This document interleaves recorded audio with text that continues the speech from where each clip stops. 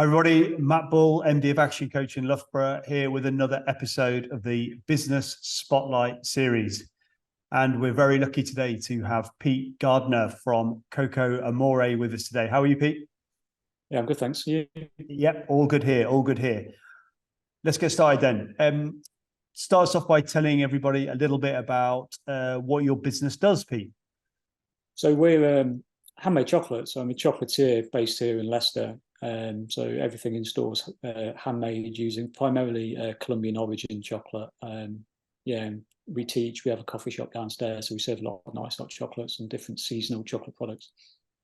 Excellent. Thanks for that. So take us back to the start of your journey into the world of chocolate and indeed starting this business, because you weren't always doing this, were you? No, so I've been working with chocolate for about 15 years, just over, 14, 15 years now. So I'm from a bartending background and worked my way up in the hospitality and bar industry to like assistant manager and manager, relief manager level for different pub companies. And then took on a franchise with a national pub company, which failed so badly. Within about 9 months, I was bankrupt very, very quickly. And I was a bit disillusioned with the industry. So I spent about a year trying to decide what to do next. And I desperately didn't want to go back into pouring pints, even though that's all I'm qualified to do. So I was walking around Loughborough one day and noticed that they only had a Thornton's on the high street, where it's saturated with coffee shops, bars, restaurants, takeaways. So not any real gap in the market for anything other than potentially chocolate. So it just got me thinking, and I found some books in a charity shop. So obviously at this point I have no money, I'm still bankrupt, and did a bit of research, started to teach myself chocolate making online, practice at home, found these books in a charity shop, which I was teaching myself from, which I still have here in the office, and then managed to put together a plan to create a high street chocolate shop, which is more kind of experiential and led by the theatre of the chocolatier. So bringing the theatre of the chocolatier to the high street, essentially. So like Thornton's and Hotel Chocolate are essentially chocolate retailers. I wanted to bring that theatre and that education into the store. So I created a brand called Chocolate Alchemy originally, which I opened in 2013 on Loughborough. So I pitched a plan to Enterprise Loans in Nottingham.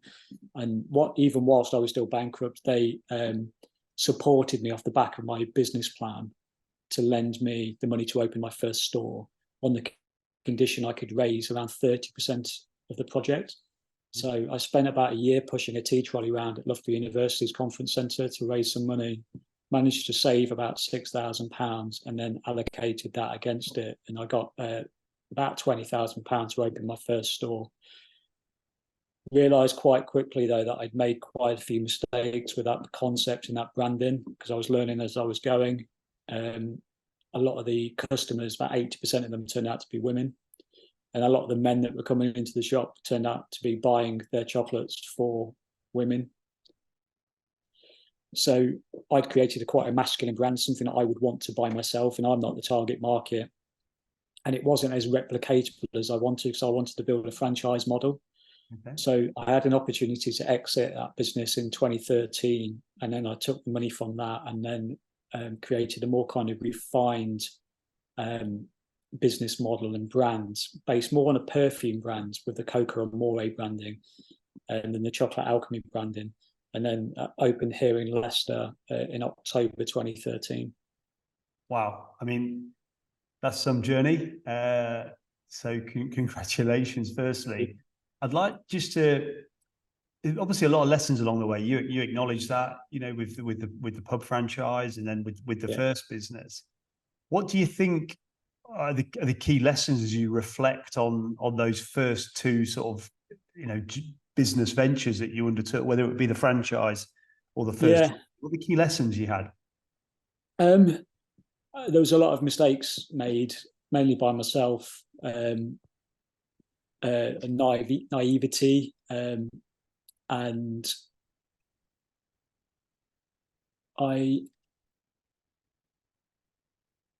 it's been the first few years felt like decades in business, and the last 10 years have felt like 5 minutes. It's strange, even through COVID and everything else that we've had in the last few years, that it's flown by. But those first 2 years in chocolate just seemed like the longest 2 years of my life. And it's like, it was learning, and as I was going and making mistakes almost daily. Shelf life, packaging, all the regulations attached to it, the allergens, things like that you have to be aware of. So cross-contamination, all these sorts of things that are potentially a risk to human life. So I built processes now for all of this stuff, and it's very, very easy on a daily basis. I won't say it's easy at the moment with the state of the economy and the high street and everything, but from a business functions point of view, the business just works now. I've had to learn all of those mistakes and build all of those processes in along the way to get to the point where we are today. Oh. So, yeah, probably doing more research is my biggest recommendation at the start. Being able to reflect is a wonderful thing, isn't it? Yeah. What about so you mentioned there about processes, the importance of those and running the business. What advice would you give somebody who's coming into, two things really, I suppose. One, starting a business anyway.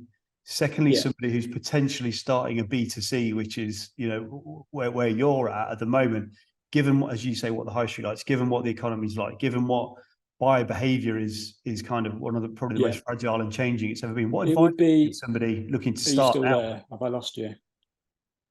Oh, you've frozen. So 1 minute. It's all right. We can.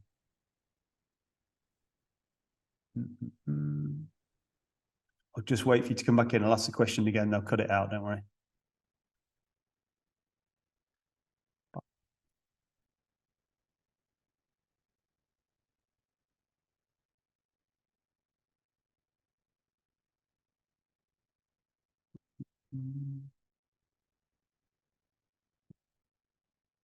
Can you hear me, Pete, or just?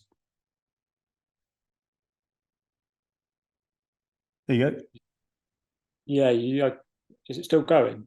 Yeah, sorry. Yeah, what I'll do is, so they'll cut it out. Yeah, it's cool. So I understand the question as well. So like probably. Let me ask you the question again, Pete, if that's all right. Yeah, cool. Yeah, okay.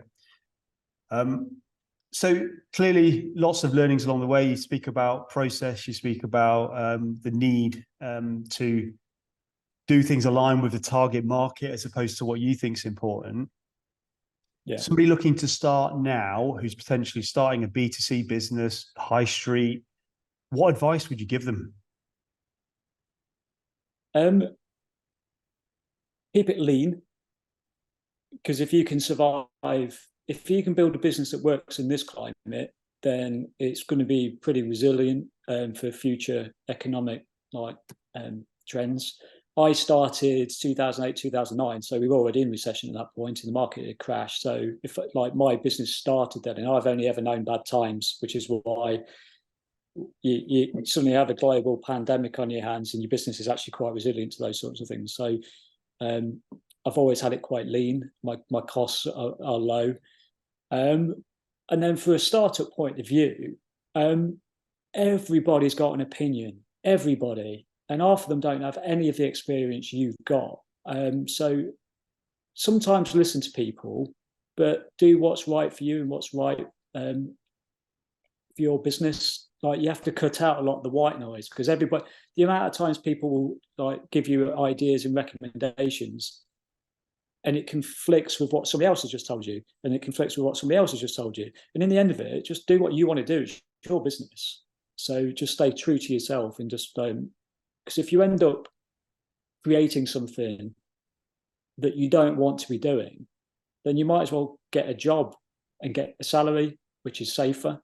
So always make sure whatever it is that you're doing, that you love doing it, and two, that it's true to what you want, not what everybody else is telling you that you want. That makes sense. Yeah, completely. During, I mean, as you say, launching in recessions, taking the business through COVID, all the lessons along the way. Two-part question. This first part is what kept you going during those times? Well, I'm very stubborn, so and very, very resilient. So and I don't like failure. So, and I've failed many times before, and I see the warning signs now. So I know how to avoid them, or I know how to kind of drag them out long enough, because you can make anything successful if you give it enough time. So if you spend loads of money at the start on advertising in the wrong places and don't have enough money in the bank to keep the lights on or pay the staff, you don't have a viable business. So I tend to keep it lean and build it one customer at a time. And eventually, as long as you survive long enough, the right people to find you and spread the word for you, you'll be successful. And that's what I've done. So I started with £100 at the start, and I used that £100 to pitch to enterprise loans. So you can start with nothing and work your way up, as long as you're sensible with the money that you've got available to you. So don't overstretch yourself and don't step outside of your own means to make it work. But yeah, you just need to drag it out for as long as possible. Right. Second part to that question is how do you, as an entrepreneur and a leader, maintain balance throughout the growth journey at the start?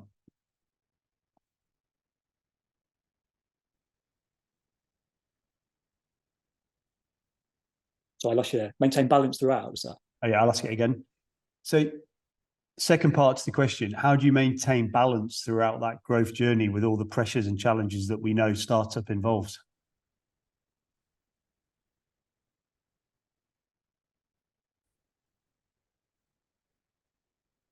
I'm pretty chill about most things. So I've learned not to kind of exist in this baseline along the middle where nothing really phases me. So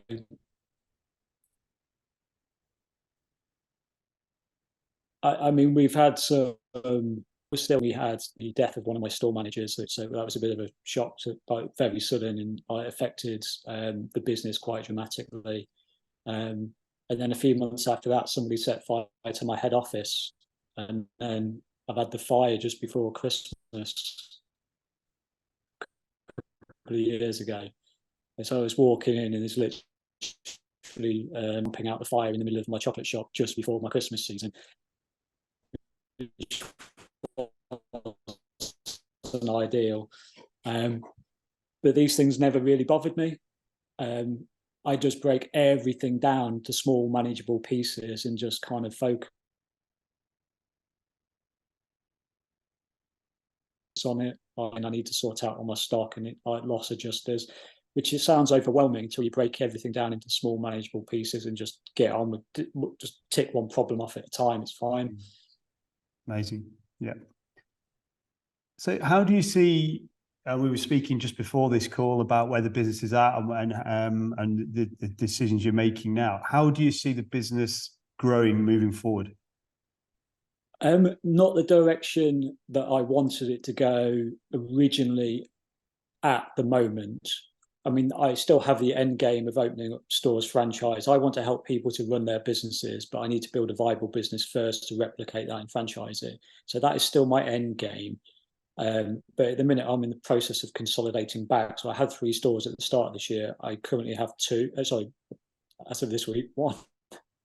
So we're moving backwards. But that is to consolidate and then move forwards again.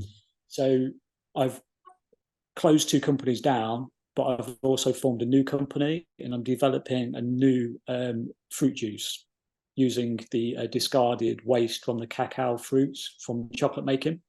So I'm first to, hopefully I'll be first to market in the UK with this brand new product, and it has genuine scalability to get to the sort of market level of coconut water, which should make us quite buoyant in the next 12 to 18 months with this brand new product. And then those profits, then I can reinvest to stabilize the high street model and then roll the franchise model out for moving forward. So Okay. it's 15 years ago, I didn't expect to be owning the juice company, but it's very unique, and it is very relevant to this industry. And if I wasn't working with chocolate at the level I'm at, I would never have discovered this new product. Yeah. So it's all part of the journey. Very cool. And how do you think you're going to have to grow and change over the coming years to execute the plan you've just described? Well, I'm on an accelerator program for the juice at the moment, and it's actually changing my mindset, my thinking on how, because some things do need money. I mean, I'm bootstrapping in lean startup all day long, and I've mackled stores together over the years whenever I had funding available and just grown it, put another floor in, added a kitchen in, things like that over the years. But this project needs funding, and I'm in pitching stages at the moment, raising finance for it, and that's new to me. I've never really stood in front of an investor asking them for money before, but I'm learning, and money is coming in, so like it seems to be working. Yeah, excellent, yeah. Excellent. Okay, so final question I ask everybody. You've clearly got a load of experience in over the course of your career so far. And I don't believe in regrets, Pete. So I don't want you to tell me what your regrets are, but what advice would you give 18-year-old Pete? Nothing. Like you say, the mistakes are there that have crafted my journey. If I like where I am now, and if anything that might kick younger me onto a slightly different path would be horrible. So I'd rather just let him carry on and make all of the mistakes. As rough as they were, it armors you for the future. So brilliant. Yeah. Love it. What an answer. What an answer.